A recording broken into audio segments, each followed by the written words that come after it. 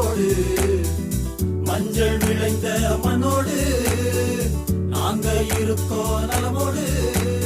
காலமாட்டு சிலையும் கம்பீரமா நிக்குது, மொத்த ஊர் அதை பத்தி பெருமையாக சொல்லுது.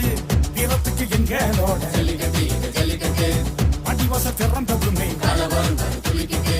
பள்ளமா இருக்குதுங்க. அவந்திக்க போவோம் பவானி.